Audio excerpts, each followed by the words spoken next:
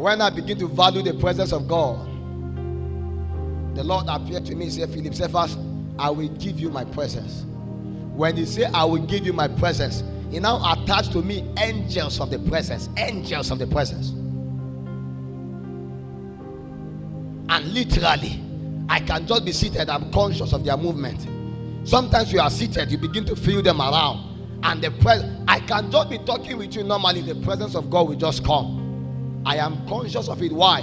Because the presence has been given. And because it has been given, I will do my best to keep, sustain, and maintain the presence. Every day I meditate. Every day I spend time with him. Every day you will catch me always hearing something. I am conditioning my atmosphere. Why? Koinonia. You will hardly catch me watching things that distort my atmosphere. Why? Because I know the devil is stronger in his own atmosphere. God is stronger in his own atmosphere. God cannot help them because they left his atmosphere. And because they left his atmosphere, the devil took advantage of them. God planted them in his presence. There was a garden, but they were planted in the presence. There is a reason. Is for what? Koinonia. So that at the cool of the day, the Lord can come and now dwell with them. And when the Lord came and he was asking, Adam, where art thou?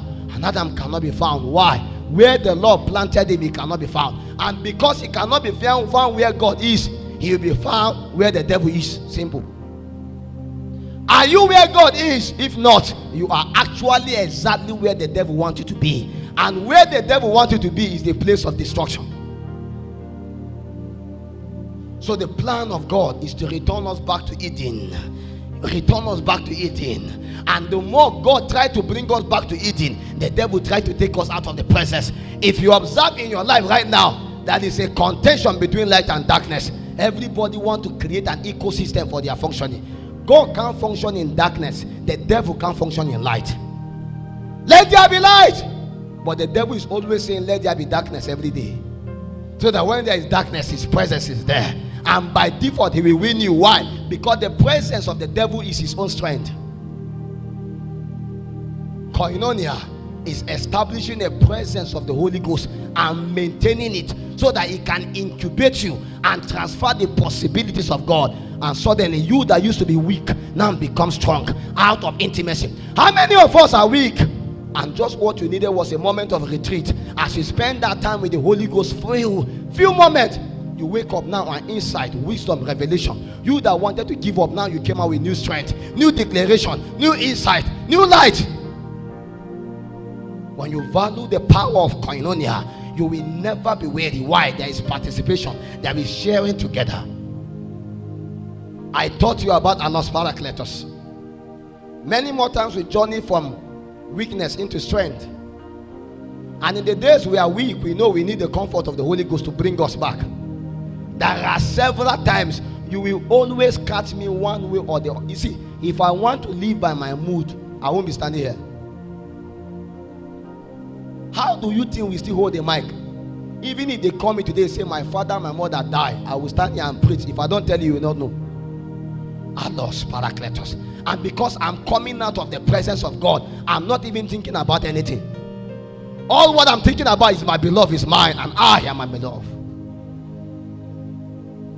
Because out of koinonia, all my weakness, all my infirmities, all my pain, all my cries are just exchanged for strength. And no matter what the devil tried to do, a man that died in the presence is not dead. He will rise again. Because the presence of God is where God is. So God put them in his very presence. They, by the devil's help, they went out of the presence. Immediately when they left the presence, they became naked. And they were hiding under trees. They were still in the garden. But what was making the garden different was that presence. Because the presence was the epicenter, the nexus for the meeting point of God. God cannot meet them anywhere outside the presence. The power of koinonia. That is a place where God meets you to transfer himself to you. If you don't know that place, you'll be weak for long. But when you know that place, you value it. That is where many of us call the secret place. How many of us have a secret place?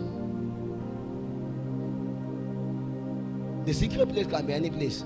It's not about creating one altar and you go there every day. It can be any place. Any place is the secret place. But you must know that that secret place must be a place that you locked in between you and God, where you lock yourself and God. The same way there is a moment where you share only you and that your suitor, only you and that your boyfriend. You must have a time where you lock yourself, you alone with God. That is what we call the secret place. That is when intimacy is achieved. That is when koinonia is achieved. When we come together like this, we are actually in fellowship. What happens is that we are actually in koinonia, but it's in different level. Just like the way David said, there are different presence of God. Different. The presence of God is out there. The manifested presence is trapped. But the presence that will transform your life has to be found within you. That one, you must bring it inside intentionally. Via intimacy. You will not be strong all the time. But if you know the power of koinonia, you can gain strength from weakness. There was this friend of mine. Apostle know him. This guy wake up one day on his own. He wake up one day, he went to one big man house in Lagos. A big righteous man know him. He went to this big man house, politician in Lagos. He went and slept there one night. He just slept. As he slept there, at night as he was there, he had a movement in the house. Like a wind was blowing. And like a wind was blowing far, as he turned, he saw a very big snake. Very big snake passed through the corridor of the door he was in. And he did not know where the snake went to. But the next thing he saw was that the snake passed through the wall and came and entered inside of him. That was the genesis of the problem of that guy. When that snake entered inside that guy's body, the snake began to branch itself.